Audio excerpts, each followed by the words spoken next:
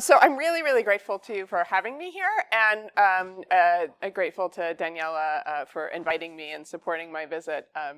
I'm really excited about the work on educational ethics that's happening here at University of Newcastle, and really glad to sort of be part of it with you guys. Um, what as you can hear, I'm from the United States, and so I'm going to talk today about ethical dilemmas in democratic education with my examples rooted in the United States context, but I'm hoping that you will not be able to translate all of my examples to the Australian context, because the challenges to democracy and democratic education that we're experiencing in the United States right now are fairly extreme, and I would not like that to be generalized to the rest of the world. But on the other hand, a number of the challenges that I'm going to talk about, I'm hoping and trusting you will be able to at least find some analogies and sort of relational points, such that we can have a conversation with one another after. You should know that I'll plan to talk for 45 minutes to a maximum of an hour, and then we'll throw it open for Q&A and discussion. Okay? When I say that I want to talk about ethical dilemmas in democratic education, in particular, what I want to discuss is the tensions that educators face between teaching in democracy and teaching for democracy, in particular at a time of hyperpartisanship and political upheaval. And what I'm going to do is set up this tension between teaching in a democracy and teaching for a democracy through presenting a case study of a school that's facing multiple dilemmas of democratic education. After presenting the case, I'll pull out some of the central tensions and talk about how and why they present essential but also irresolvable challenges, ones that I think we should be engaged in talking about with one another, but that rarely can be answered and then set aside. Because these tensions are baked in to, I say our democracy, thinking about the United States, but I think in ways are baked into any democracy. I argue next, I think that discussions about these cases can themselves serve as an essential component of democratic education and engagement.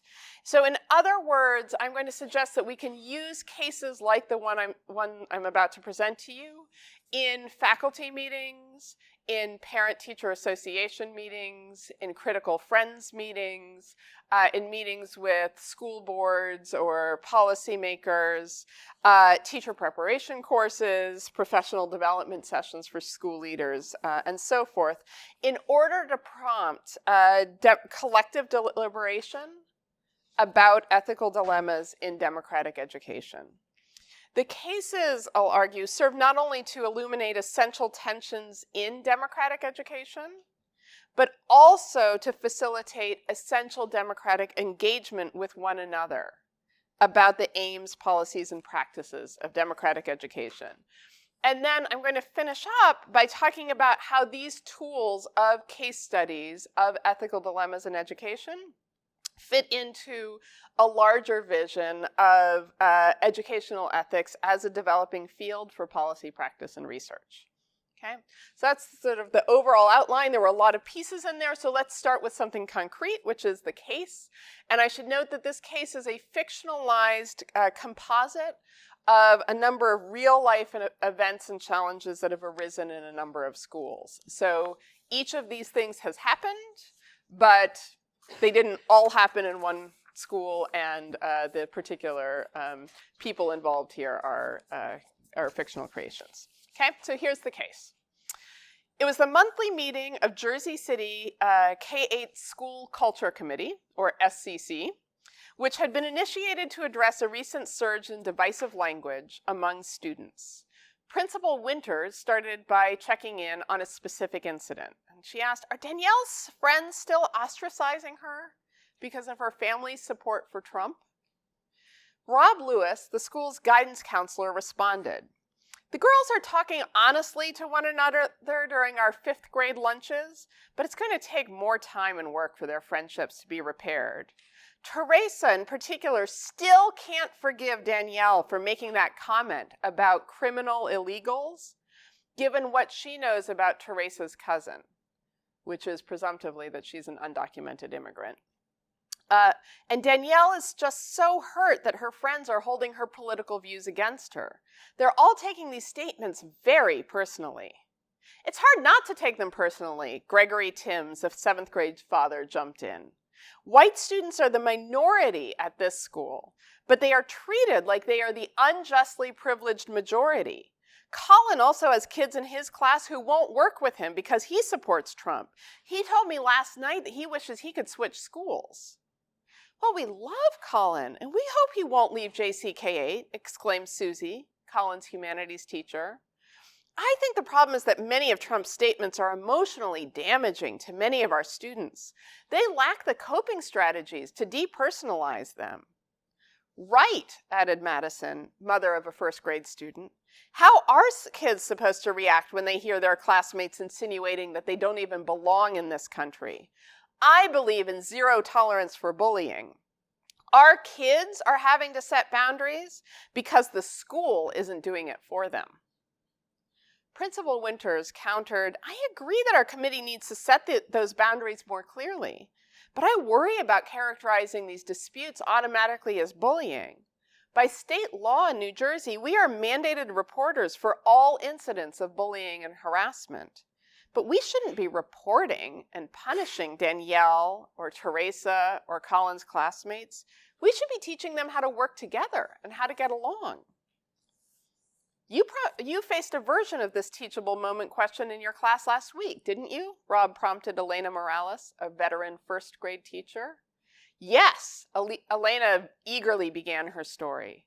It was choice time, and a small group of boys began building a wall with blocks that spanned the width of the classroom. At first, I thought nothing of it, but then they started chanting, "Build the wall, build the wall." I could see that some of my students were getting uncomfortable, and I immediately called, "Time out." Normally, I don't interfere with children's play. They need the freedom to explore, to problem solve, and negotiate differences on their own. But this time, something felt different. I asked the boys, "What are you boys working on?" They said, "We're building a wall to keep the Mexicans out." They were so excited and proud of their work. At first, I thought I might just redirect them to a different activity, say bring out the paints instead, because after all, they don't know the hate behind what they're saying. But then I felt like, you know what? I'm their teacher. It is my responsibility to educate them and help them understand that we should embrace others rather than fear them. So I posed the question to my class. Why do some people want to keep other people out? The kids had so many interesting responses. One child said, because sometimes you just want to be alone or with your best friends. And so you have to say no to some people. Another child said, because you have to stay safe and you don't know if strangers could be dangerous. One of the boys building the wall said, because the Mexicans will take our jobs. I turned to that boy and I asked him, what is your job? He looked at me with wide eyes and shrugged his shoulders. I said to my class, your job, boys and girls, is to come to school to learn. And while you are at school, your job is to be kind, to be respectful, and to be caring so that everyone has a safe learning space. Do you think anyone can stop you from being kind, caring, and respectful? And they all said, no! So I said, then nobody can take your job. Madison, the mother of another first grader, broke the silence that followed. Thank you, Miss Morales. You are teaching our children what really counts in life. To be kind to each other and to think about their actions. You didn't shame the boys. You didn't talk about politics. You just guided them toward their better selves. I think that this is the kind of teaching that all families value at JCK8. Yes, exclaimed Susie, the 7th grade humanities teacher. You handled that amazingly. I would have gotten so much more political. But you didn't even need to talk about the issue to correct the thought process behind that behavior. I could learn a lot from your example. Rob, the social emotional learning coordinator, interjected.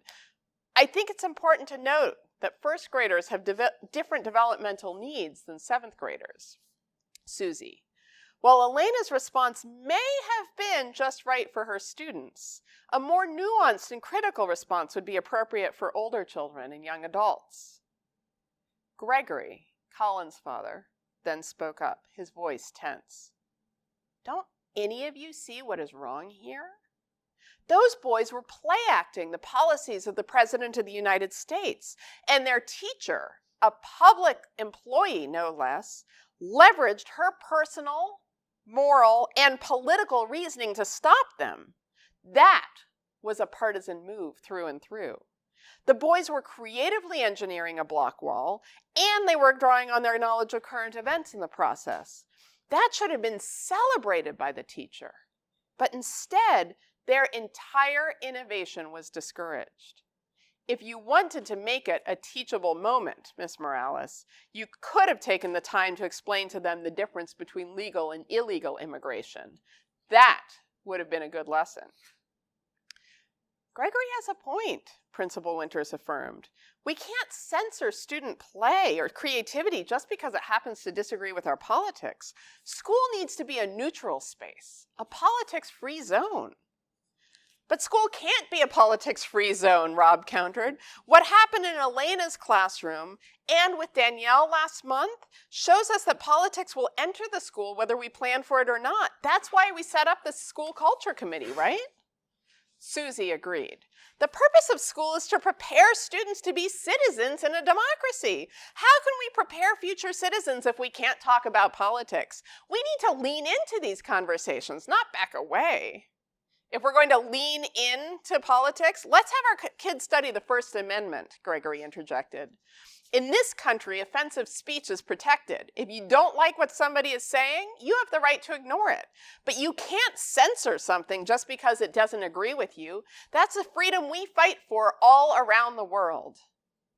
But these are kids in school, Madison protested. Adults can walk away from offensive statements or people, but our children can't go anywhere. You said yourself that Colin wanted to switch schools, but he can't. I volunteered for this committee for a similar reason. I want Marquise to have a more positive experience than I did here as a student when I had to endure all sorts of racist nonsense. We appreciate your commitment, Madison, Principal Winters affirmed. And yours too, Gregory. Madison is right. We can't ignore statements and incidents that create a hostile learning environment and inhibit students' learning, especially since attendance is mandatory. Exactly, Elena interjected. Free speech doesn't mean that schools shouldn't teach students how to be kind to and inclusive of one another. I'm all for teaching kindness, Gregory responded. Just don't confuse kindness with political ideology. Democrats don't have a monopoly on good character. Not to mention that your inclusiveness seems to stop where conservative perspectives begin. Those Shepherd Ferry posters in the humanities hallway showing everyone except a white male as part of we the people, they're obviously anti-Trump.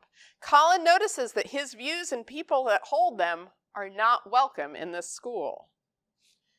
I hardly think that posters featuring women of color saying things like, we the people protect each other and we the people defend dignity are inappropriate, Susie protested.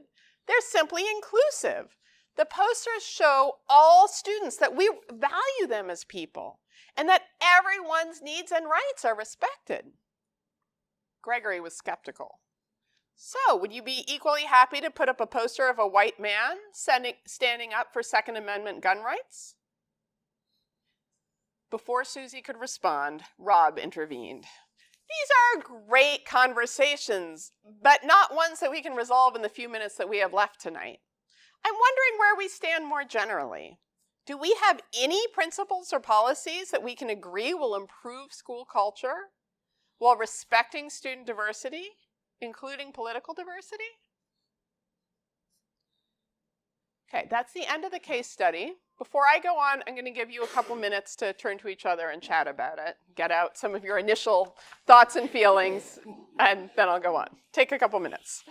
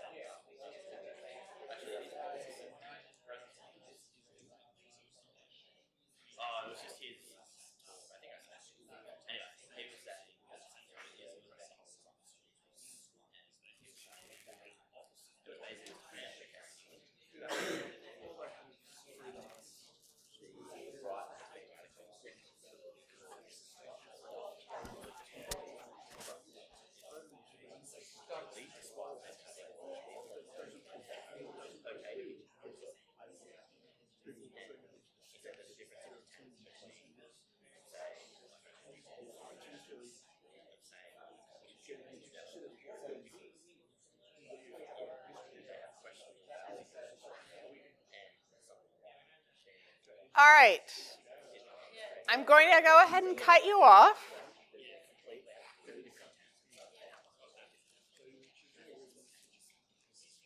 Hopefully you've had a chance to at least get out an initial reaction and de-escalate slightly internally, or maybe not.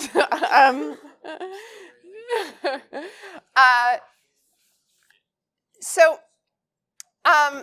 I want to talk to you right now about what I see as some of the dilemmas in this case. So as I hinted at the beginning of my talk, I see many of the dilemmas in this case as arising from the challenge of teaching for democracy and teaching in a democracy. So everyone seems to agree that Jersey City K-8 should be teaching students civic norms and dispositions, right? To embrace ideals such as democratic equality and inclusion, and to enact these ideals by interacting with one another as democratic equals. That's what I mean by teaching for democracy, preparing students to take on civic roles and responsibilities as they grow into adults. But what these norms mean in practice, how they're best enacted, and what additional civic norms, such as freedom of expression or other civil liberties, deserve similar protections, I think that these are all deeply disputed precisely because they are contested in contemporary democratic politics. So that's what I mean about teaching in democracy. Adults disagree with one another about what the school should be teaching and how, and students do too. So let me break this down a bit, all right? So to start with, the members of the school culture committee disagree about the very conditions of democratic civic engagement. Where should the line fall, for example, between free speech and harassment or bullying in an elementary and middle school? I don't think that they know, or at least they don't have a common answer to this question, right? So Marquise's mom, Madison, she seems to believe that language that suggests that certain kinds of people are unwelcome is prima facie evidence of harassment. She's clearly upset over the first graders who reported that they were building a wall to keep the Mexicans out.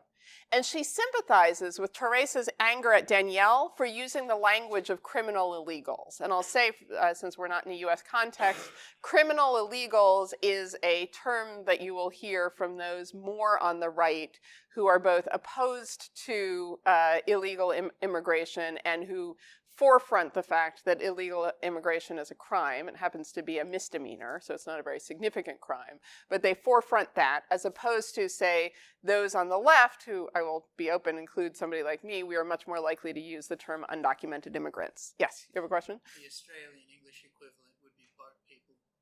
Okay. in our political discussion. Great, thank you. So yes, you can sort of picture then Teresa using the language of boat people. It's not illegal to ask for asylum, no matter which way you come. Right, it's also not illegal in the United States to seek asylum, except that it's now been made problematic by our federal government. But yes, right. But it is a misdemeanor to cross the border without documentation and not to seek asylum. And it seems to now to have been made a criminal offense also to seek asylum, even though it's not. Well, set that aside, or see this as being part of this, issue, right? So in any case, Madison is upset over the kids who talk about building a wall to keep Mexicans out, upset over the use of the term criminal illegals, which we might translate as boat people. Right? At the same time, Madison does not seem to be particularly sympathetic to Danielle or Colin, both of whom clearly feel now unwelcome in their own school, right, in Jersey City K-8. Colin feels so excluded by his classmates who are unwilling to work with him right now that he wishes he could change schools. Madison may have principled reasons for distinguishing between Danielle and Colin on the one hand and Teresa on the other, namely Teresa's racially minoritized status, right? And she explains that she joined the committee to combat what she called racist nonsense. From her perspective, language that demeans and excludes members of historically marginalized groups and that echoes ideas expressed by those in power, up to and including the President of the United States, may have an entirely different moral and political valence than a minoritized child saying to a white child, I do not want to be your friend anymore, or I don't want to work with you, right? The latter is interpersonally hurtful, Madison might argue, but not harassing or bullying, given the power differential. From this perspective, in fact, the guidance counselor, Rob Lewis, might even be wrong to try to encourage Teresa and the other girls to resurrect their friendship with Danielle. As I'll discuss in more detail near the end of my talk, we've made a longer version of this case available on my website, justiceinschools.org. And we've also invited philosophers, researchers, policymakers, and practitioners to respond to the case for a book about ethical dilemmas of democratic education that we're releasing next year with Harvard Education Press. And I want to note that Margot Ford, Daniela Forster, and Kevin Lowe have contributed to the book in response to a different case that we have in there about the challenges of preparing teachers to teach about racial injustice. So in any case, thinking of going back to this case, one of the commentaries on this case in the book that's coming out is by a philosopher named Meira Levinson. And she wrote, I thought, a really fascinating commentary about the relationship between Teresa and Danielle, one that I had frankly not focused on before reading her essay, even though I was one of the authors of the case, right? And this is one of actually the joys, I will say, of writing cases and then getting other people to comment on them, is that you may think that the case is about one thing and then people see all sorts of other things in there. So Meira Levinson raises two concerns about how Rob Lewis, the social emotional leader, is working with the girls. So first, she points out that Teresa should not be expected to forgive Danielle unconditionally. She explains, quote, if Teresa unconditionally forgives Danielle, it's not clear how this will repair important elements of the girls' friendship. Danielle and Teresa will still disagree on the nature of the wrongdoing. Danielle may continue to hurt Teresa or others with expressions of her political beliefs. Teresa may not be able to trust Danielle with knowledge of her family and beliefs, thus limiting the depth of their relationship. And second, Cherry claims, quote, friendship is an elective relationship, unquote. One does not need to have or give publicly generalizable or even defensible reasons for why one forms a friendship or why one breaks one off. Now, this doesn't quite square with how we teach social relationships in schools, especially for younger children, right? So I think about famed kindergarten teacher Vivian Paley, who's written a number of books from her experiences as an early childhood educator. And probably her most famous book is one called You Can't Say, You Can't Play. In that book, she offers robust and I would say quite compelling reasons for why she requires children to include one another on the playground and in the classroom. And I think in many, many kindergarten, preschool, elementary spaces, you will see teachers modeling for children and requiring for children that they include others both in their work and in their play, right? So I don't mean to suggest, at least not with further argument that I'm not going to provide here, that Cherry's analysis is right, all things considered. As Madison herself points out, we impose much greater constraints on students' behaviors and speech in schools than we do in the broader public square, in part because students are forced to attend school. And so to the extent that schools are fundamentally non-elective spaces, it may be inaccurate to view any relationship in school, even interpersonal friendship, as truly elective. Part of educating students for democracy is perhaps paradoxically forcing them to practice and enact democratically egalitarian relationships with one another, whether or not they wish to do so. Speaking of forcing relationships, Danielle and Teresa are not the only students who are suffering the rupture and teacher-guided restoration of their relationship. Right? Colin is also suffering, and his claim to inclusion, I think, seems much clearer. He deserves to work with other students in his 7th grade class. His political viewpoints should presumably not be grounds to exclude him from group work, and certainly not from academic learning. But it is worth considering whether his classmates should be forced to work with him because this is what a democratic civic education requires, or for more instrumental reasons related, say, to workplace preparation. Partly, he should be included in cooperative learning groups so that Colin has the full opportunity to learn. This seems like a matter of distributive justice.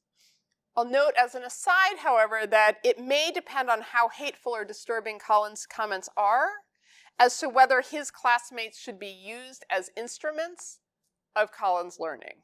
And so I'll put that out there, but again, not say much more about that.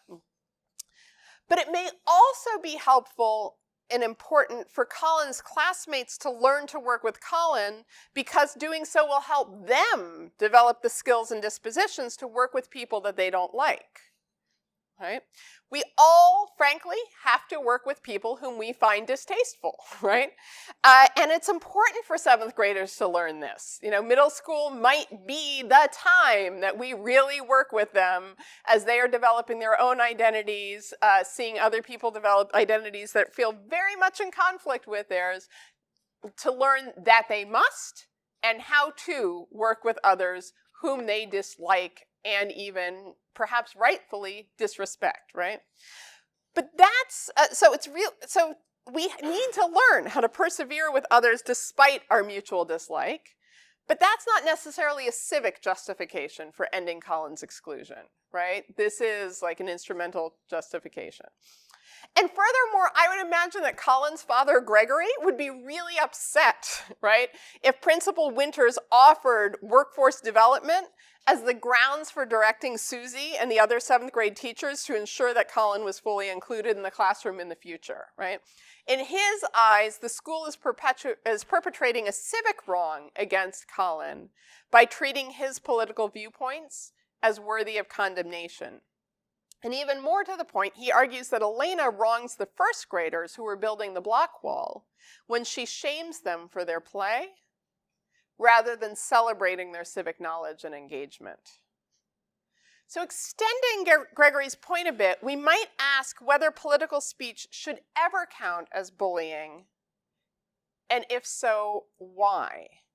And I was looking, Daniela sent me the language of New South Wales's controversial issues teaching policy, and I'd actually written out 2 sentences and then forgot them on the desk in there. But one of the sort of the 2 sentences that really struck me was something that basically says schools must show respect for the diversity of student and parent viewpoints. And then the next sentence said, freedom of expression is not grounds for the expression of viewpoints that may result in harassment, bullying, or exclusion. Something like that. I was struck by those two sentences, in part because I wasn't sure how to read them, right? Especially because the second sentence is written in passive voice, so it may result in harassment, bullying, and exclusion.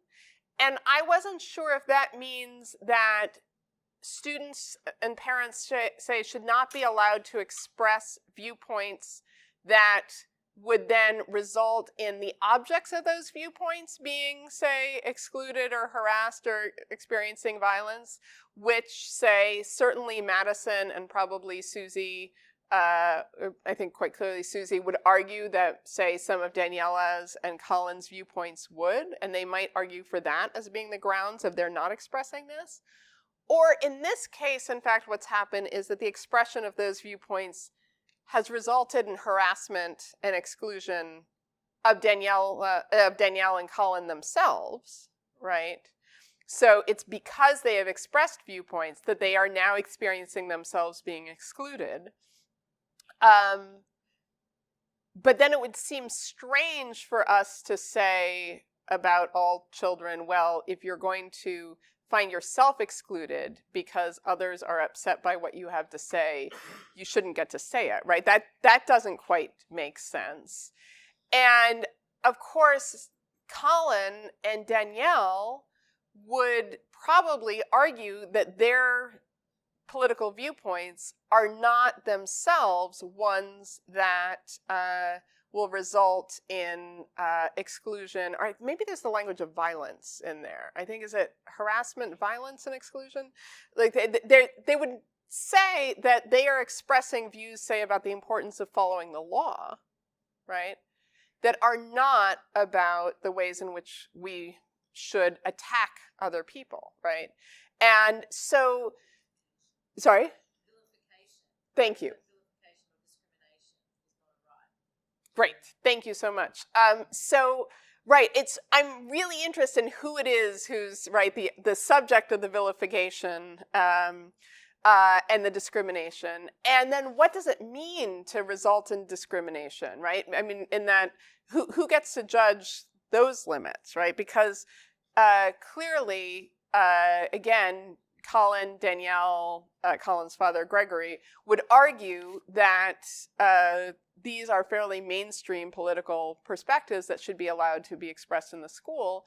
And if we consider the reverse, right, any intuitions that we might have about limitations that we might put on Danielle's or Colin's speech, we need to test that same set of limitations if the situation were reversed, right? And we were in a predominantly, let's say, white and politically conservative school, and then we have some students expressing fairly left-wing views, right? So, for example, there have been conflicts in schools around the United States where students have expressed support for Black Lives Matter, and there are a number of children who are children of first responders, including police officers in the class, and they say, you know, when you are expressing support for Black Lives Matter, you are claiming that you are putting my parents' lives on the line, right?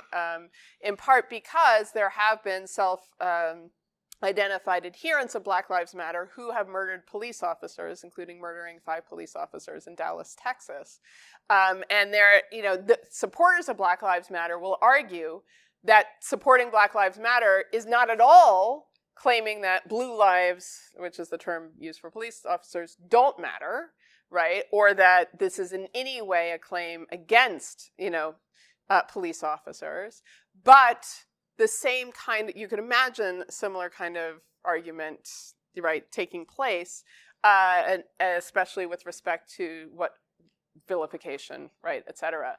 As when I was teaching 8th grade, we wrestled with this question we have this case also on justiceinschools.org, where I had an Orthodox Jewish student in my school, in my class, which is very unusual, who at the time wanted to do his citizenship project opposing same-sex marriage rights on actually Talmudic grounds. And this was a time in Massachusetts when same-sex marriage was on the ballot. It was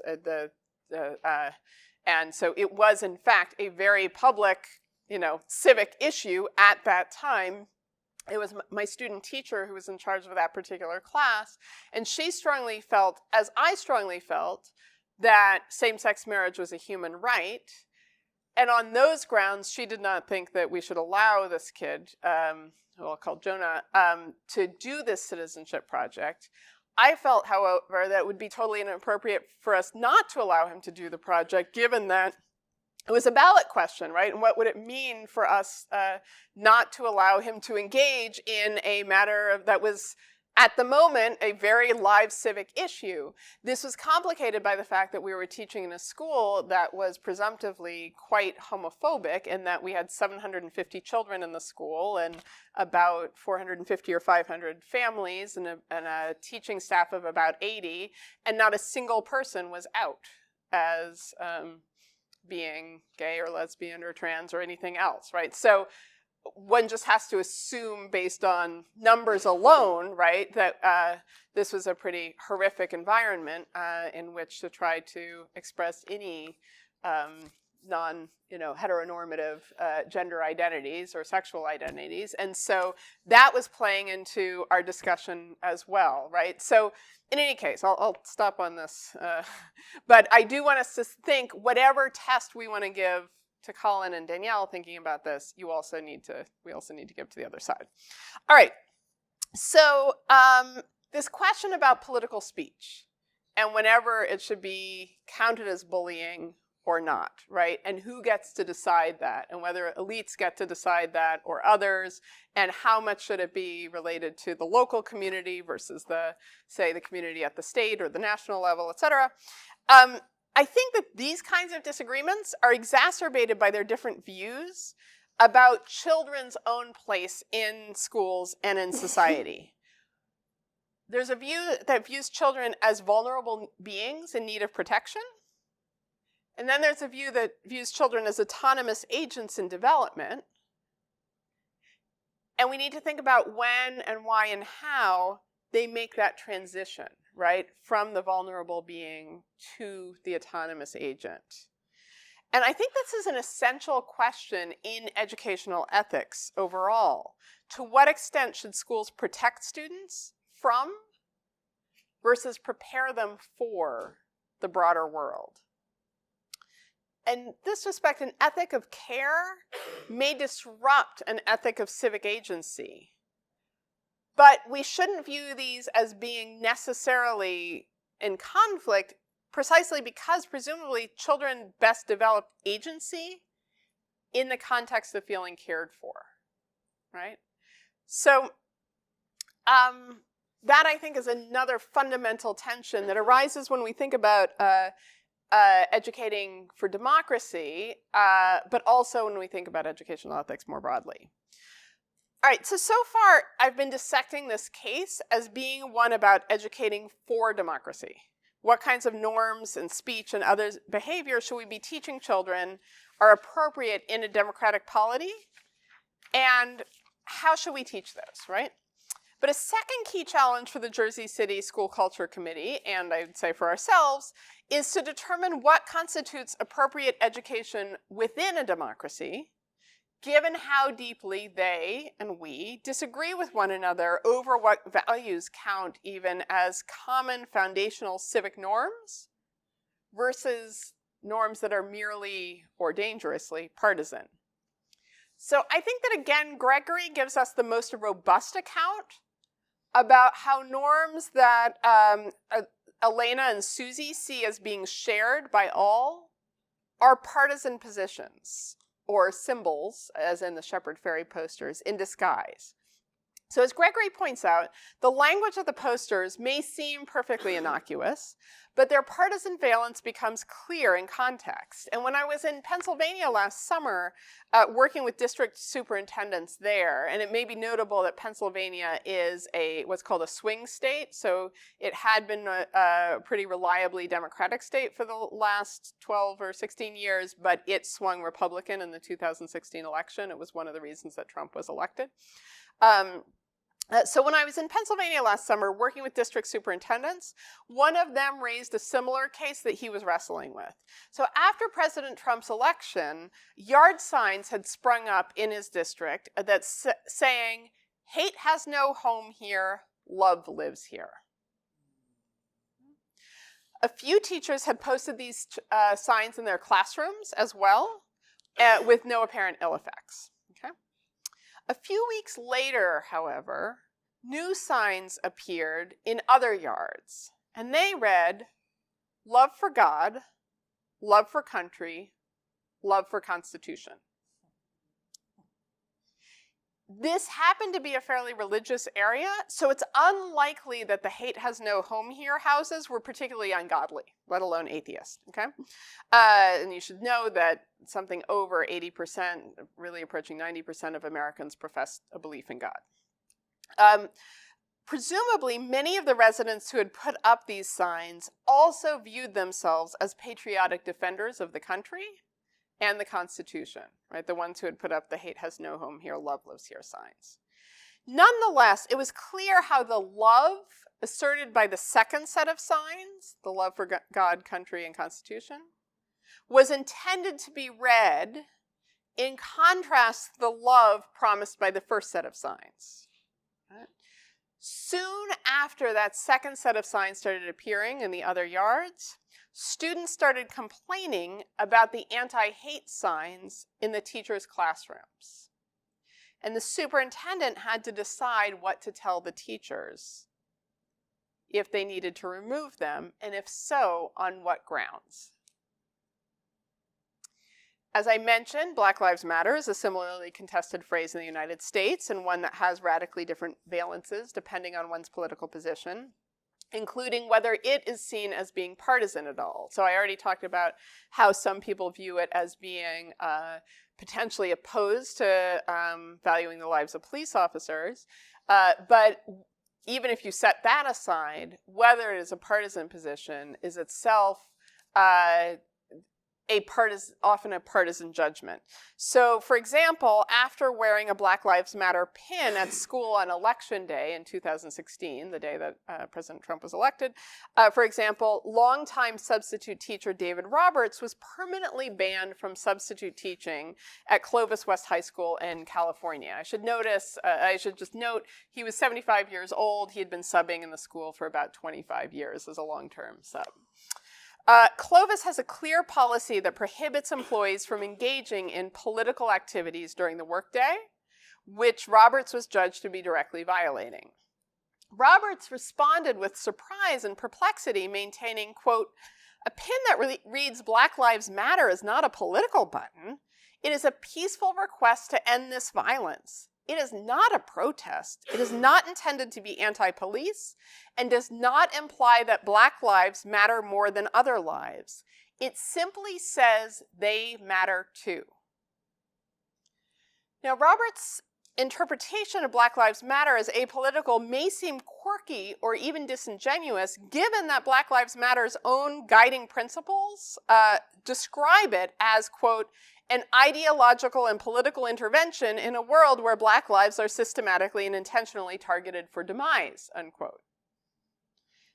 At the same time, Roberts perhaps understandably viewed his button as a way to support students of color on what everybody recognized would be an emotionally trying day. "That's why I was doing it, to show solidarity to the kids," Roberts explained to the Fresno Bee. "They really appreciated it." Roberts also questioned the district's commitment to political neutrality. Quote, "Clovis Unified claims you have to be neutral, but they're not neutral. There's a set of beliefs you're expected to have there," unquote.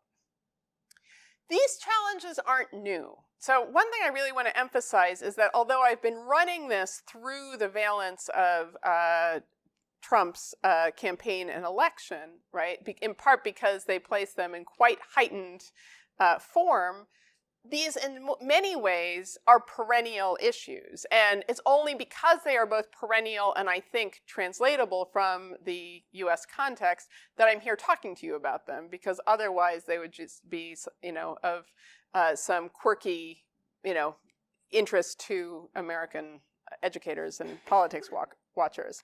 So Diana Hess wrote in 2009 about the challenge of teaching, what she called teaching in the tip, in this amazing book that she has, Controversy in the Classroom. And then she has this follow-up book with Paula McAvoy called The Political Classroom, which is also great.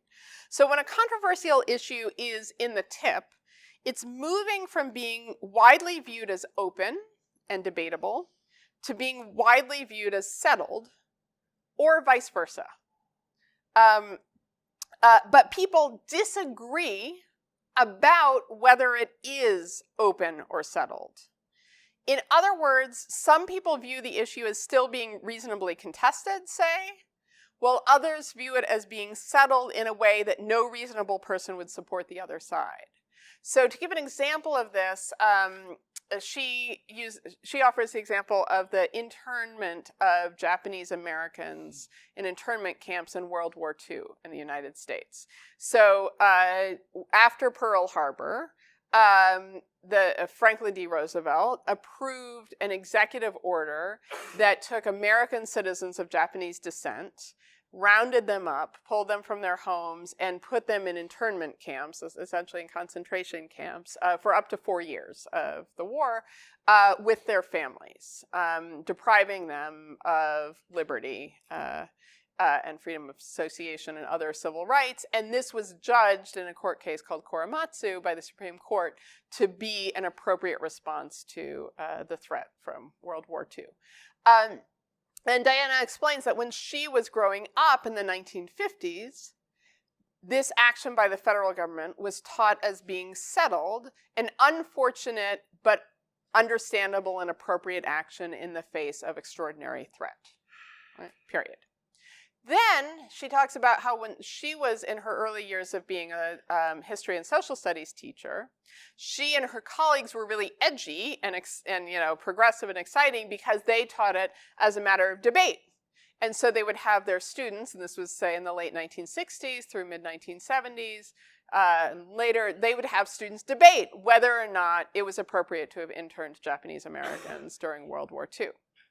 She points out that now, it's settled on the other side, right? So when I was teaching American history to my 8th graders, we taught the internment of Japanese Americans during World War II as a clear violation of American citizens' civil rights and a clear mistake on the part of the federal government. And in fact, just a couple weeks ago, in an otherwise very controversial Supreme Court decision, the Supreme Court finally affirmed that judgment that Korematsu was wrongly decided, saying, in effect, although we still have never issued an official judgment against Korematsu, we now disavow it, and it's quite clear that that was an inappropriate and unconstitutional thing for the federal government to have done. All right, so that's an example of something that went from settled on one side to being open and debatable to being settled on the other side, right? The challenge of teaching in the tip is when there's disagreement about whether something is settled or open. And so, for example, in the United States, I think same-sex marriage is a good example of this. I'll talk about this, so let me just keep reading rather than riffing. So teaching in the tip is particularly challenging because there are 2 separate levels of contestation. One over the substance of the controversy, and a separate one over whether the issue should be treated as reasonably contestable at all. All right? And I think that this is heightened now, and these kinds of controversies are heightened now because we're in a period of fast norm shifting. And I think we're seeing this actually worldwide. not just in the United States, Venezuela, the Philippines, Austria, France, Italy, unfortunately, a large number of places, the UK with Brexit, with this sort of kind of fast norm shifting. And I think fast norm shifting can occur in response to a lot of different causes. One is significant legislative or judicial decisions. There may be compelling new scientific or social science evidence. There may be large-scale events or phenomena that people feel create a rupture with past understandings or beliefs. For example, the September 11th attacks in the United States, an influx of refugees in contemporary Europe, or gun control activism by students following a mass shooting. It can also be caused by powerful cultural productions or moments. For example, a beloved Olympic medalist coming out as transgender, or the Me Too movement. Or by sudden shifts by elites that change or even reverse long-standing practices or values, or that shift one party in a way that changes partisan meanings. So such as President Trump is doing today, and as many conservatives argued in the United States that President Obama did when he ordered the executive branch to cease enforcing the Defense of Marriage Act, which claimed that marriage was only between one man and one woman. And when President Obama ordered the executive branch also to give protections to undocumented residents through the Deferred Action for Childhood Arrivals, or DACA, and then, in essence, ceased having enforcement of U.S. immigration laws, of certain U.S. immigration laws. So fast norm shifts, I think, can be especially challenging to teachers who aspire to be nonpartisan, because how one appropriately interprets these changes is itself contested, right, and often partisan. So, and when a civic norm changes quickly, for example, some of us may view that as a sign that long-standing wrongs have finally been righted, and others of us may view that fundamental values are being inappropriately diminished. So let me give two examples of this. So many liberals, for example, treat the US Supreme Court's decision in Obergefell, which is the one that mandated that same-sex marriages be counted as legal in all 50 states, as dispositive about the question of same-sex marriage. Right? So the fact that the court found that same-sex marriage bans are unconstitutional is sufficient for many liberals to declare that same-sex marriage is a fundamental expression of civic equality. Right? And they say, done, settled. These same liberals, however, are unlikely to offer the same deference to another Supreme Court case that was decided a few years ago called Citizens United. So in Citizens United, the Supreme Court ruled that corporations are people under the terms of the Constitution, and hence enjoy the same kind of First Amendment expressive rights as people do. And it ruled that money is a form of expression and must be viewed as a form of speech, and hence that corporations have the right to spend money on behalf of political candidates in elections. Okay? So liberals remain up in arms about this decision, and they fight to overturn Citizens United and they treat corporate personhood as an entirely open question that's not settled at all. Okay? Many conservatives, by contrast, take the opposite position. Right? So they treat Obergefell as a catastrophic violation of long-standing moral and civic norms in favor of both the traditional family and religious freedom. And they treat Citizens United as a long overdue affirmation of civic equality as realized through political speech rights. So teachers find themselves in a bind when they are trying to teach even basic civic and democratic values. A teacher's decision to treat a Supreme Court decision as law of the land versus as still open to contestation itself becomes a partisan decision. Or at least it will be perceived as such by those who disagree with the teacher's choice. And this is also true for other presumptively dispositive phenomena, such as signed legislation, treaties, and acts of war. At this political moment, I'm particularly concerned, as you can tell, about how teachers in the United States navigate the tip created by President Trump's breathtakingly fast challenges to fundamental civic norms opposing ethno-racial and religious discrimination, celebrating diversity, supporting a free press, protecting judicial and prosecutorial independence, and protecting bodily integrity with respect to sexual assault and police brutality, among many other challenges to fundamental civic norms that he has brought about. And Trump has accomplished two things in an astonishingly short period of time. First, he has normalized normative claims and language among a wide swath of the American public that over the past few decades had been uniformly and publicly disavowed, even if they had persisted in private. Second, he has brought most of the Republican Party with him, so that political elites are also divided around civic norms that had been collectively embraced just, say, 3 years ago. Teachers who are committed to nonpartisan but civically engaged teaching thus find themselves uncomfortably asking themselves whether they must now treat as open and legitimately contested a wide variety of fundamental civic values that they and most Americans have long treated as settled. Is it appropriate to teach that many of President Trump's statements and actions are not just unprecedented, but are wrong? I want to say yes, pretty clearly, right?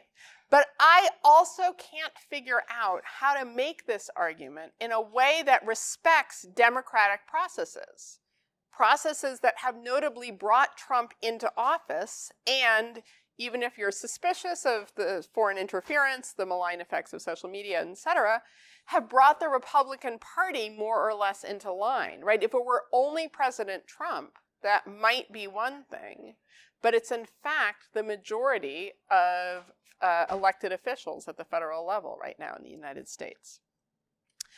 And I struggled with this for about 5 years, actually, because I started struggling with this question far before actually President Trump was elected.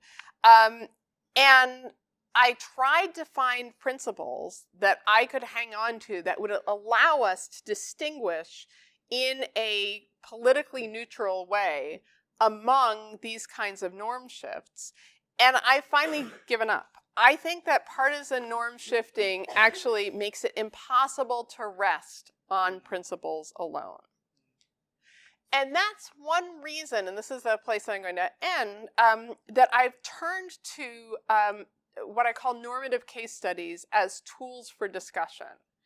Because I'm trained as a political theorist, and I was trained at Oxford as a political theorist. In the philosophical tradition in Oxford is very much one of principled argumentation from sort of first principles and then working your way through to create what is hopefully a watertight argument that nobody can argue against. And so, my hope and dream is always to be able to get there and to be able to say, here are the clear principled arguments that I can give you in an indestructible way for why we should be teaching some things and not teaching other things. When we should count Colin as suffering harassment versus Teresa as suffering harassment. Did Elena do the right thing with the block wall or not? I can tell you the answer to this question based on objective and principled arguments. And as I say, I've somewhat given up on that. But I do still believe in ethics and in democratic principles and values, right? And so the question is, how do we navigate that space? And so what I've been doing instead is creating case studies like the one that I read you at the beginning about, Teresa and Colin and Danielle and Elena and Susie and Gregory and Rob, et cetera, as a tool for discussion. And so we've created about now, I guess 20 or 25 of these cases. About 15 of them are on our website, justiceinschools.org, and there's a discussion protocol there, and we have some micro case versions that are really short, and we have some readers theater versions, which are like scripts that you can, then people can do together. And these are all about ethical dilemmas that are just hard, where our principles, our practices, our intuitions come into conflict with one another. And the reason that I've created these case studies is really to promote conversation about civic ethical dilemmas. And so I'll give you some of the other ones that say we have coming out in this book next year. I mentioned that Margot and Daniela and Kevin have written a response to one of them, which is about a school or a school network, a small network of schools that has developed a new middle school curriculum that takes the history of racial injustice seriously and tries to work it into the curriculum. And there are a variety of teachers who are trying to implement the curriculum or trying not to implement the curriculum, depending on who they are, with varying levels of success. And so there is actually a very enthusiastic young white teacher who's really enthusiastic about the curriculum and really incompetent with it, creating, sort of opening up spaces for conversations among his students and having no ability then to, set the groundwork for those conversations so that they are safe, supportive, thoughtful, don't end up blowing up, things like that. Another teacher who views that this curriculum as being basically squishy, feel-goody, not rigorous. So actually the example of the lesson that she decides not to teach is one of a South Up map that shows Australia at the top of the globe instead of, as we show it in the United States, always at the bottom of the globe, and that doesn't use the Mercator projection, which is what we basically always use in the United States, which shows Australia is comparatively small compared to other countries, right? And instead it's a projection that shows countries, in fact, in proper proportion to one another with respect to geographic land mass, although not, then actually in the shape that you would see them from a space shuttle. And she says, like, why would I teach that? My kids need to know the right way to read a map. And like, no, this is like, but she's resistant to that. And so anyway, and then the teacher who's trying to roll out this curriculum with these different teachers is trying to decide, should I even be doing this? Like, I believe that we should be teaching this stuff to our students. But if these are the teachers I have to do it with, what does that mean, right? So that's one case that we have. We have a totally different case that's actually about the digital surveillance of students and the ways in which schools, partly in order to prevent cyberbullying and to protect students from risks of suicide, of eating disorders, of access to developmentally inappropriate materials on the web, are using automated surveillance techniques to watch what kids do. And these these software programs are actually fascinating because the simplest of them has sort of keyword libraries, and when kids like type a word or a phrase that's in the library into, say, their browser, it can then it'll start recording what the kid is doing online, and it'll sort of take a clip, and then it will send that clip to an administrator, and then the administrator can look at it and see, oh, they're researching bulimia, I can tell, for writing, a 10th grade science report, or, oh, they seem to be researching bulimia as a way of learning how to binge and purge, in secret, and then they can respond to them. But some of the more, the fancier software programs actually do automated content analysis of everything that a student has, say, on Google Classroom. And right now in the United States, at least 50% of all classrooms are using Google Classroom. And of course, all the student work goes on there. And often they will use their school-provided email also to sign up for Instagram or Snapchat or other. And then that means that some of these software programs are also doing automated content analysis of everything on Snap and Insta.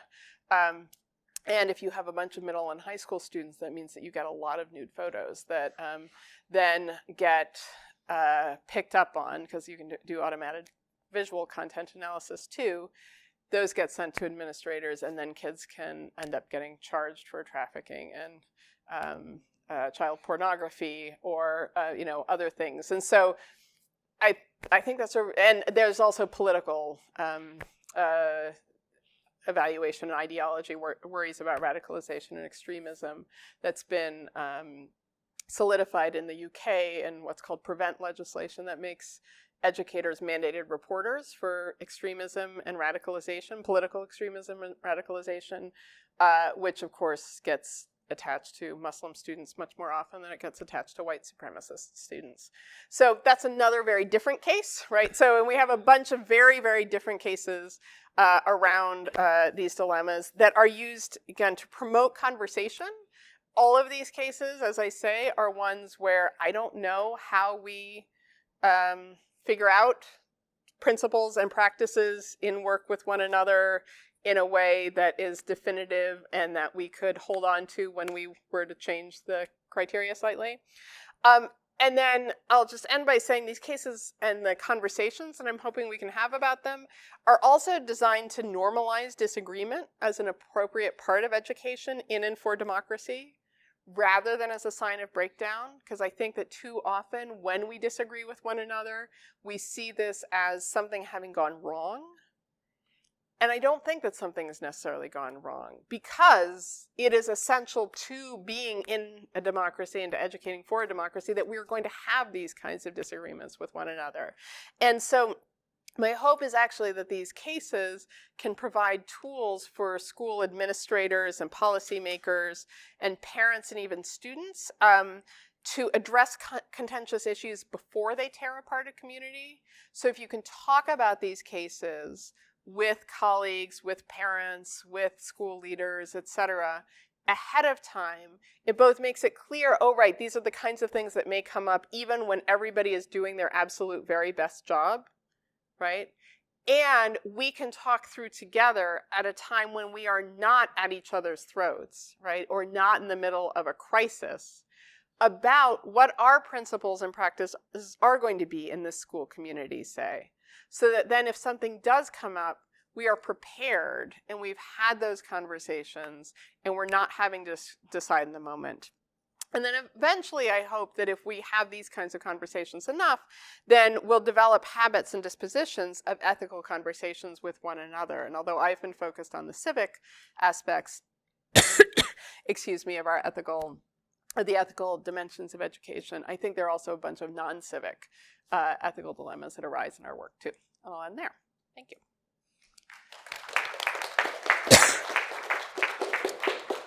And good. I think we have like 45 minutes for discussion. Is that right? Sure, plenty of time. So thank you very much. Sure. Some questions and discussion.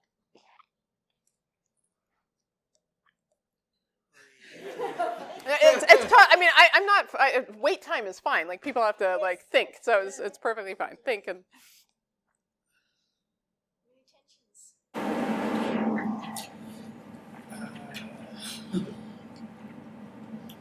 With the situation with the teacher and the kids building the wall. Yeah. I personally, so it's just a person who's believed that she did the right thing. I believe that you have to, even though it's technically law or whatever, that the kids were following, they were doing what had been shown by the President of the United States.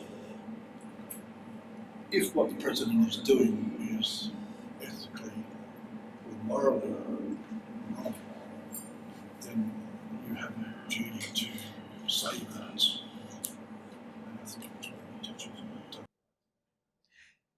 So for those of you in the back who may not have heard, so he said that he thought that Elena, the first grade teacher, did the right thing in shifting or correcting the students who are building the wall, because you do have to stand up when your elected political leaders are doing the morally wrong thing.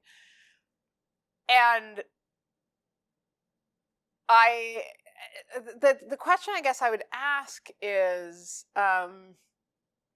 when you have an elected leader who's, say, standing up for something that is, I think especially, again, in the U.S. context, President Obama's decision simply to vacate congressionally adopted laws, such as the Defense of Marriage Act that restricted marriage, federal recognition of marriage to a marriage between one man and one woman. I obviously believe morally I mean, I said this near the beginning, that same-sex marriage is a human right and should be, I mean, I was glad when it was recognized by the Supreme Court as a constitutionally protected right. But I'm sympathetic to those who said this is outrageous for a president to use executive authority, right? I actually don't think they should be girls for the start. That's another thing. Elected king. So I guess the question is, how do you then, how do you judge when, say, a teacher like Elena, when should a teacher like Elena have the right to decide that the elected leader has actually engaged, is using immoral or uncivic language? It can be difficult. I'm not saying that it can. It's not. But we're in. Let's go back a little bit further in history to Nazi Germany, where the Nazis were, for the most part, following what was the law of the time, and doing exactly what the lady told them to do. But it was not in any way, shape, or form morally correct. Like the annihilation of the Jews, for example. Right. Yes. Right. And the concentration camps and putting them through the Auschwitz and shells. So you have, I mean, it's a hard thing to do, and it's easy to do. Yeah. You have a duty to make sure that you don't do something that would necessarily harm people. Yeah. Sorry, I think the question of what is harm is something that is really tested as well. Like, I'm thinking, I have to do a class of property from my undergrad. I did experience most of my specifically. It's really curriculum. The silencing of Aboriginal perspective is huge. So, like something like we get told in curriculum, look at invasion versus colonization, but the political rhetoric is it's colonization. If you're not speaking about invasion, that's doing harm. That's right. So then how do you go about navigating that sort of tension and teaching the team, I suppose? And then when you settle on that sort of principle of practice, is it going to who's values being put into there? Is it just watered down to what we all believe, or like how do we decide what's not going to cause the harm? I guess from my perspective, how do you try to get both sides of it? Not necessarily. So that's a big sense of Meira's kind of giving up on these principles. Like, you believe that there were principles at some point that we could use as criteria to decide who might be able to win the argument. Are there kind of epistemic principles that you could use to distinguish between those two arguments, or political principles that we could appeal to in this normalized disagreement situation? Yeah, I mean, I think, right, this is where I'm just not, like, the question is, when do we move from normalized disagreement to something abnormal, right? So, you know, I'm both sympathetic and resistant, say, to your talking about teachers, say, in late stage Weimar Germany and in early to mid to late stage Germany under Hitler, because clearly I think there are some principles, right, against killing, against, right, you know, I said, like, you know, the Japanese internment camps, like principles against internment, you know, I think well, harm gets tough, right? And even liberty is tough in terms of, part of what we're talking about is liberty of expression and freedom of expression, right? And so, like, going back to the controversial issues policy here in New South Wales, this statement that that respect for differing viewpoints is not permission to express views that may cause harm, vilification, or exclude or discrimination, right? Like, I don't quite, like, on the one hand, I'm quite sympathetic to that. On the other hand, I have no idea what that means and where you take that, right? So clearly, the Nazis are wrong, and, you know, well before that, as a teacher, you must take a stand. Clearly, differences in tax policies are part of normal disagreement, even if the one side is proposing a tax policy that may say significantly increase poverty. So, you know, either community-wide or within one particular group. Even though I don't like the fact that it would increase poverty, right? I think we've got to treat that as part of the normal political disagreement. And where I am unsure is about like the fuzzy line, right, between those two extremes. And that's where I get stuck. You had wanted to come in.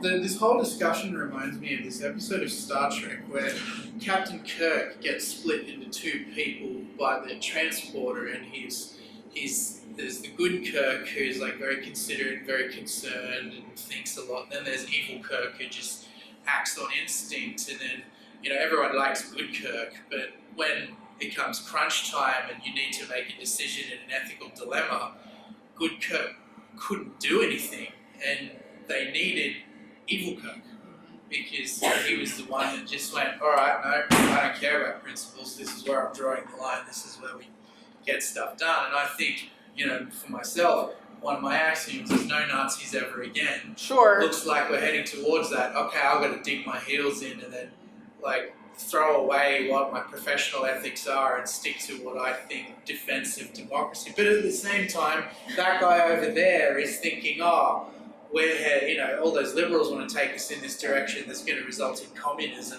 I've got to dig my heels in. And I'm just like, hey, which of us is right? We're both deciding it's time for me to be evil Kirk. Yeah, I was doing some stuff at Sydney on Monday as part of the Sydney Policy Lab, which does really interesting stuff. And political theorist Rom Coles, who's also very much of a civic activist, and I were in conversation with one another. And he, I don't think this is his term. I think he cited a woman who came up with this, but it was a great term, the politics of dithering. And saying, you know, that he was opposed to the politics of dithering and feared that, you know, right, if we're sort of the good Kirk ditherers, that then we don't actually stand up against evil and we don't do the right thing and get things done. And I spent, you know, much of the rest of the time trying to figure out, like, in some ways, you know, I guess my action plan, right, so that it's not dithering, is in part developing these case studies and trying to use them to converse with one another, because ideally the cases aren't only going to reinforce dithering, but they are going to reinforce some collective, like enable some collective conversations and even decisions about actions that incorporate diverse perspectives. So one question is, can we work with the person, say in the American context, you know, from 2008 to 2016, i.e. the years that President Obama was president, there were people who I viewed as crazies on the right who felt that the United States was fundamentally under threat,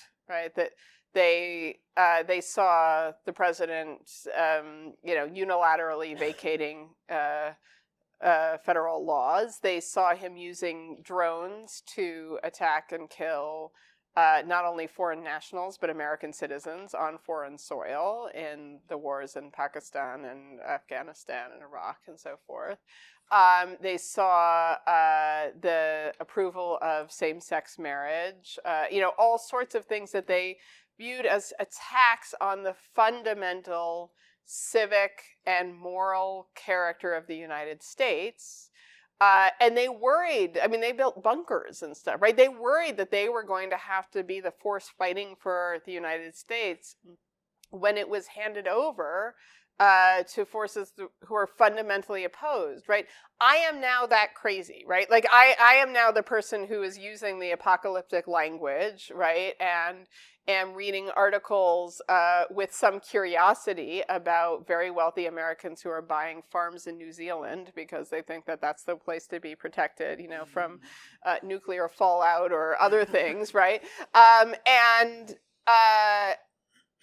so, you know, my approach is this very small, right? This isn't actually going to solve a lot, but like one of the things I can do is try to create these tools to enable us to talk with one another, and hopefully reach some modus vivendi where we can keep our country going in a way that doesn't result in its turning into Nazi Germany or into, you know, some totalitarian state on the other side. But, yeah, I don't know.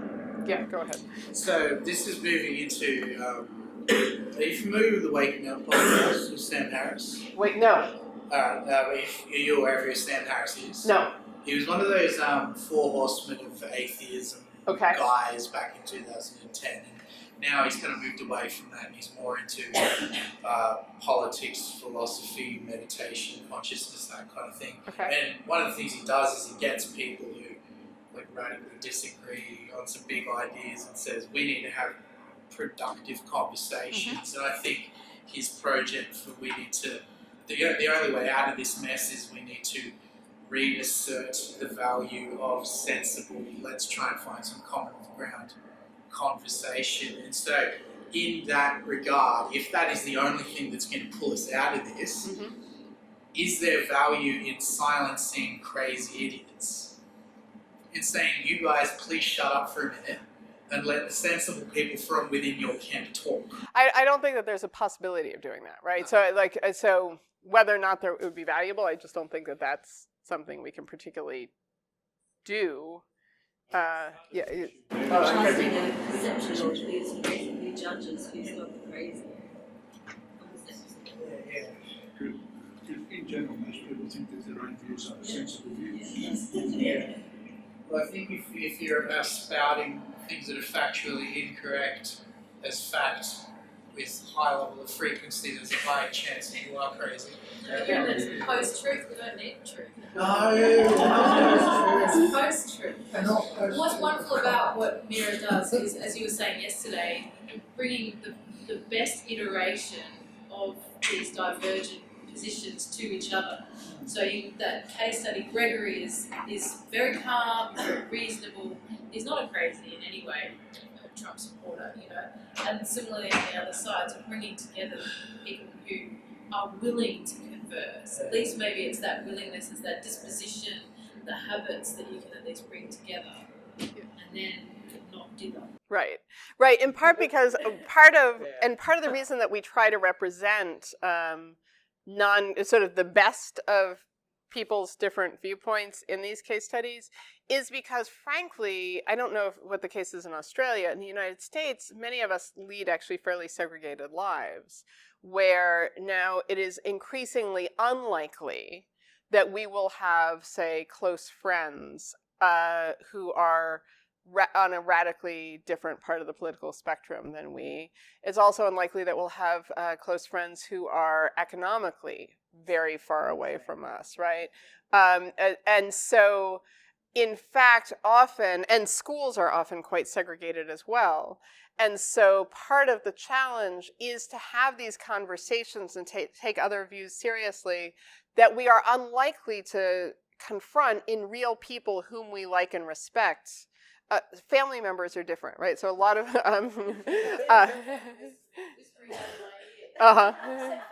right, exactly. Yes, yeah. So family may be but the problem is family is so fraught in so many ways, right? And so and so there, a policy of avoidance, of these conversations may make some sense. But so it's in a way, right, designed, like a case like this is designed to help people who are not going to encounter the Gregorys of the world take the Gregorys of the world seriously, Right. And vice versa.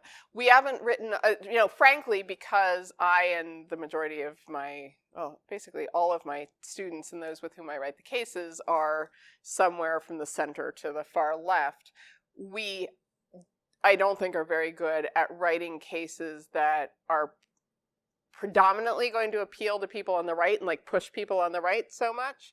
But the good thing is, like, we do try to always invite commentators from the right, and thus far those on the right have liked the cases and said, oh, you represented us well, and it shows real differences, and have taken them seriously. So we have a case in this forthcoming book about teacher speech and limitations on teacher speech. And one of the cases that we talk about there, a case called Meira v. Monroe, is where a teacher in Indiana was teaching the state-approved or the district-approved curriculum using a news magazine, Time for Kids, which is like Time magazine, news weekly that publishes a little thing that 5th and 6th graders can use. And this was in 2004, I think, and they had a pro-con on the Iraq War. So they were reading that. Then the kids asked her, so I think there was a reference in the con to honking for peace or something. And there had been protesters standing on the street corner in their town in Indiana who were, holding signs saying honk for peace. And they said, oh, Miss Meyer, do you honk for peace when you go by there? And she said, well, yes, I think that just like we teach you on the playground, that you should always try to resolve things peacefully, I think that we should do that as countries as well. So a parent came in, complained to the principal that, she was teaching this biased way. She ends up getting fired. She sues. The court rules that teachers' speech is speech for hire, so that teachers do not have, so K-12 teachers do not have academic free speech, academic freedom, but instead they have hired themselves out to the state, and their speech is required to be, and so she does not get reinstated. And so, the majority of those of us who wrote the case study about this and the commentators were like, oh, this is terrible. But we had a conservative commentator who wrote, he was outraged that this teacher was sort of basically claiming the moral high ground that openly expressing opposition to, in fact, a congressionally approved action in Iraq was that she was just saying, oh, it's we don't teach you to fight on the playground. And he was like, of all the ways to cut off real debate and discussion, these are 6th graders. And, that she was taking this absurd moral high ground of claiming that opposing the war in Iraq was the same as opposing children getting into playground fights. My views disagree in some ways, but I'm kind of sympathetic to his view in other ways, as I flip things around. So anyway, that's me saying the same thing. I think you had your hand up, is that right? Did you? No, okay. In your scenario, there was no, I don't think there was. I'm trying to say, I'm a parent. I've got a 12-year-old. Yeah. And you'd have lots of children in your class, but parents have got wildly varying political views. Yep. So, a lot of parents would be upset with a teacher putting over a certain political part of a political view. Yeah. And in the public education system, you've got no real choice of that right. teacher. Whereas if you went to a religious school or something like that, you're putting yourself forward, your child forward to do a certain view. Mm-hmm. But how do you see, how do you navigate that that ground between the child in your class whose parents are, one side, and same class as the child's parents are the other side, Right. and you could have a bunch of mad parents on your doorstep next. Yeah, I mean, well, that's what I think. That's the reason that we have in this case Gregory, who's the father of Colin, a 7th grader, and Madison, the mother of Marquise, who's a 1st grader, who are presenting very, very different perspectives, right, on what is appropriate. And I think that the committee, including the principal, are trying. I mean, that's exactly the question, in part, that they're trying to navigate. And in New South Wales, that comes across really interesting because public education in New South Wales is supposed to be secular, right? But it's who went to school in New South Wales, right? Did you do religious instruction in a public school that was of a particular religion? And I guess it was Christian, right, or Catholic. So our secular public schools are actually non-secular, Mm-hmm. and Soft so- theocracy. sorry. Soft theocracy. Soft theocracy, yeah. And so that kind of blurs, like my interpretation of secular is a kind of religious neutral, possibly. Not necessarily religious free, but religious diversity. But in practice, it was not diverse. And it wasn't kind of free. You had to kind of opt out and you were still exposed to it. So it's those what constitutes the public values that are supposedly kind of neutral or non-partisan that public schools are supposed to espouse and support. Yeah, I'm just interested in, we're talking about a lot about political views and left and right. I'm just thinking about, I work in early childhood, thinking about issues around gender, being a boy and being a girl, and we encourage early childhood teachers to disrupt these stereotypical constructions in children's play and the way they behave with each other and the way they exclude and include. And I'm also thinking that sometimes parents, in this discussion around parents disagree with that. Yeah. And they want those stereotypes for their children. Right. They don't want their little boy dressing.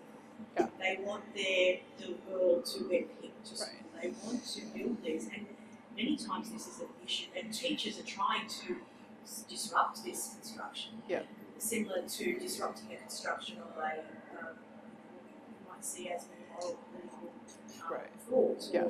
or play like that. Right. And I suppose it's branched out into that, branched out into, as you said, all Black Lives Matter, Mhm. the race Mhm. issue. And for me, working with disability, it's the same as working with people with ability and disability, that kind of exclusion that happens, and where those conversations go and how much parents want things to happen in schools. Right. No, I think that's exactly right. We have a couple of cases around those issues.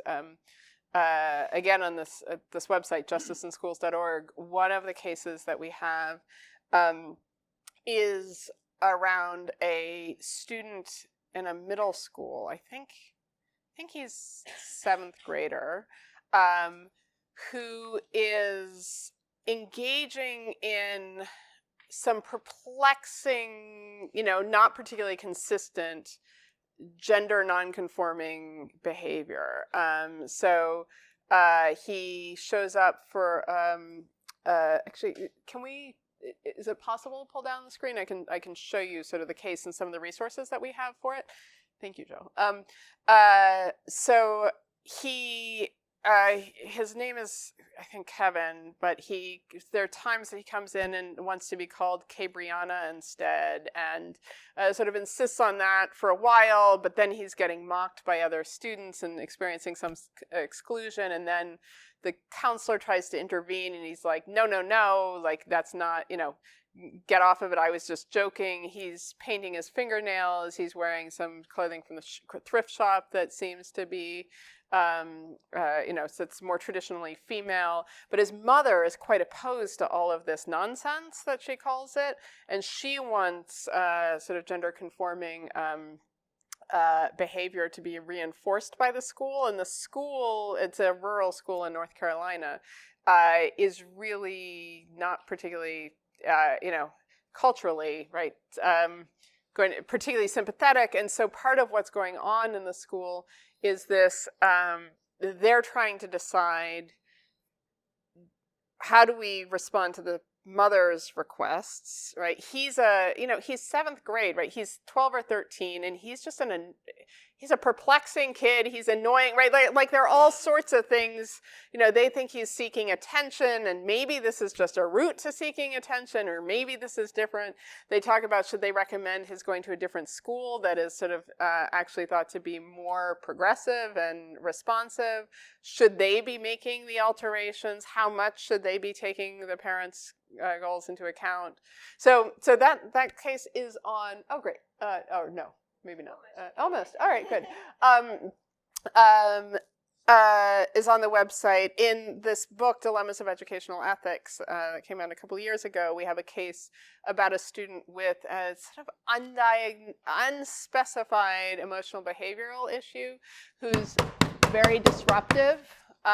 And some of the parents have requested that she be preemptively removed from the classroom, and the school and the teacher are quite committed to inclusion, but in response to the removal, in response to the parental pressure, they are talking about trying to have her included, but have a space that she is preemptively removed to if it's looking as if she's going to explode. So it focuses on a very specific lesson in that, and in that case, we have a bunch of commentaries too from different, from philosophers and educators and social scientists and others sort of about this. So, yeah.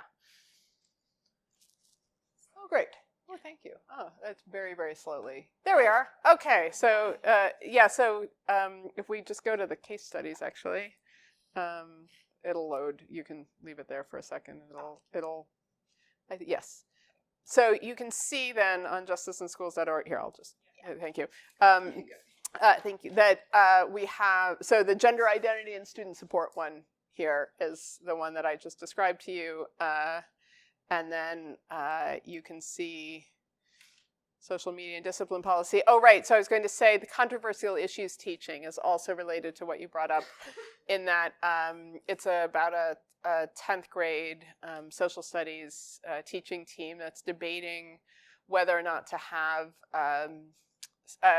to treat transgender bathroom rights as a debatable topic.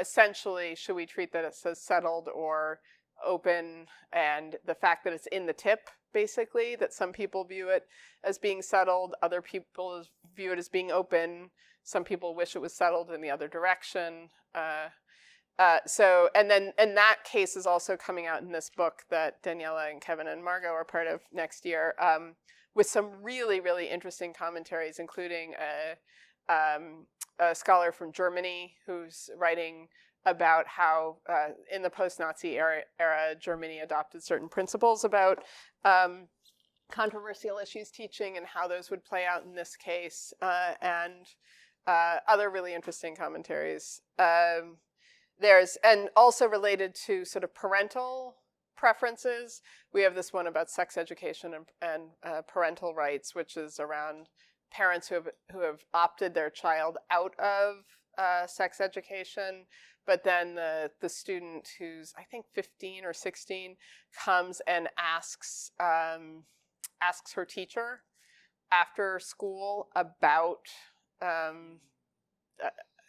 for some sexual information, because she and her boyfriend are exploring things, and the teacher knows that her parents have opted her out and is trying to figure out sort of how to navigate this. So I'll say that we have, so with each of these cases that we have online, and we will be putting a bunch of other cases online over about the next 6 months, you'll see we have sort of a snapshot, a brief case description. There's a link always to the case, and then we try to, these are right now very US-centric, but we try to provide some links to additional resources. And then the other thing I'll say is that some of these cases actually then also have some lesson plans or teaching resources with them. It sort of depends on when we did them as to how many supports they have, but we do at least have a sort of generic case discussion protocol that we've all the cases that are up here on the website, we've tested out using this generic discussion protocol. And as I say, in some cases, there are some more more case-specific protocols that we also have. And then the other thing is that we've started to post, for any of you who are teaching courses in this area, we've started to post model syllabi. I don't know if they're model, there's a syllabi from faculty who are teaching courses using cases to think about issues of educational ethics.